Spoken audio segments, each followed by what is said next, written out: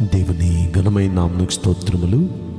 ఈ వాగ్దానం వింటున్న మీకందరికీ మన ప్రభువును ప్రియ రక్షకుడైన యేసుక్రీస్తు నామములో శుభములు, మా హృదయపూర్వకమైన వందనములు తెలియచేస్తున్నాం.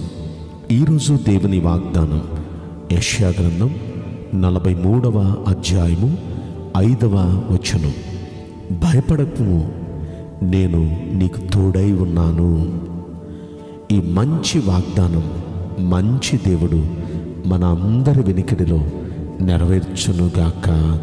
ఆమేన్. ప్రియ దైవ జనాంగమా, దేనికి భయపడుతున్నారు? ఎవరికి భయపడుతున్నారు? ఈ రోజున ప్రభులు వారు మనకిస్తున్న శ్రేష్టమైన వాగ్దానం చూడండి. భయపడొద్దు, దేనికి భయపడొద్దు, ఎవరికి భయపడొద్దు. ఆయన మనకు తోడుగా ఉన్నారు. ఆయన మనకు తోడుగా ఉండగా మనకి భయం ఏంటండి? మనకి దిగులేంటండి? అన్నీ ఆయనే చూసుకుంటారు. ఇక్కడ ఎవరితో అంటున్నారు అంటే, యాకోబు అంటూ నిన్ను సృష్టించిన వాడిని నేనేనయ్యా, ఇజ్రాయేలు నిన్ను నిర్మించిన వాడిని నేనేనయ్యా అంటున్నాడు. అంటే యాకోబే ఇజ్రాయేలు.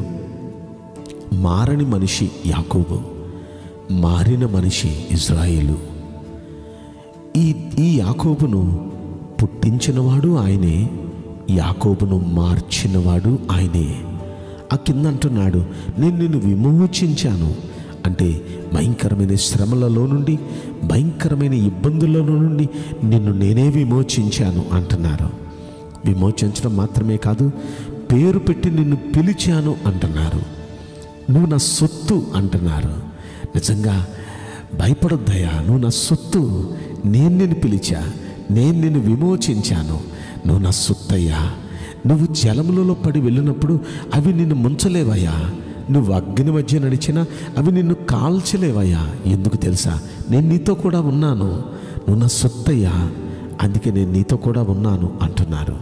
ప్రియ దైవ జనాంగమా, నిజంగా దేవుడు తన ప్రజను ఎలా ప్రేమిస్తున్నారో చూడండి.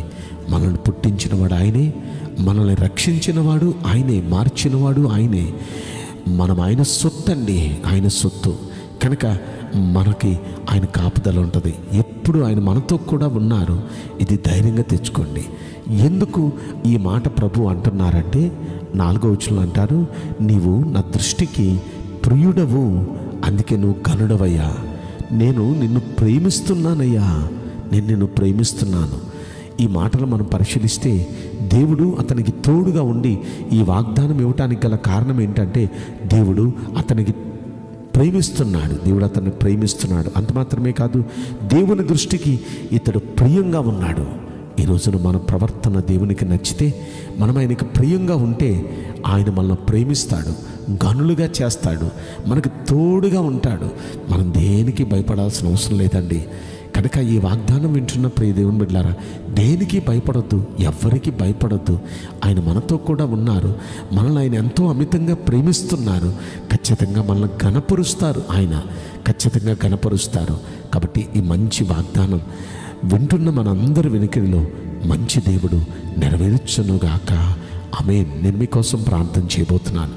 పరిశుద్ధుడా, ప్రేమగల యేసు రాజా, మీ పరిశుద్ధ బంగారు పవిత్రమైన నామమునకు నిండు మనసుతో కోట్ల కొలదిగా స్తుతులు, స్తోత్రములు, వందనాలు చెల్లిస్తున్నాం.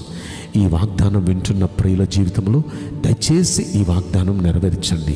మమ్మల్ని సృష్టించినవాడు మీరే, మమ్మల్ని మార్చి రక్షించినవాడు మీరే అయ్యా. మేము మీ సొత్తు అయ్యా, మీ సొత్తు. దయచేసి ప్రభా, మీ సొత్తైన నీ ప్రజలను మీరు కాపాడి భద్రపరుస్తున్నారు. రానున్న దినాల్లో మరి ఎక్కువగా కాపాడండి. మీరు అంటున్నారయ్యా, జలములలో పడి వెళ్ళినా అవి మిమ్మల్ని ఏమీ ముంచలేవు, అగ్ని మధ్య నడిచినా అవి మిమ్మల్ని కాల్చలేవు, ఎందుకంటే నేను మీతో కూడా ఉన్నానని. మీరు మాతో ఉండగా ఎలాంటి పరిస్థితులు గుండా మేము వెళ్ళినా అవి మమ్మల్ని ఏమీ చేయలేవు. మాకు ధైర్యం ఉంది తండ్రి. కాబట్టి నీ బిడ్డలందరినీ కూడా ఈ విధంగా ధైర్యపరిచి బలపరచండి ప్రభా. మీరు అంటున్న ఈ వాగ్దానం నిశ్చయంగా ప్రతి ఒక్క బిడ్డలో మీరు నెరవేర్చి మీరు తోడుగుండి కృప చూపించమని ఈ కొద్ది మనవులు నజరుడైన యేసుక్రీస్తు ప్రశస్తమైన నామములో మిక్కిలి వినయముతో ప్రార్థించి బ్రతిమలాడి వేడుకుంటున్నాం ప్రియ పరలోకపు తండ్రి. ఆమేన్. May God bless you all. Thank you.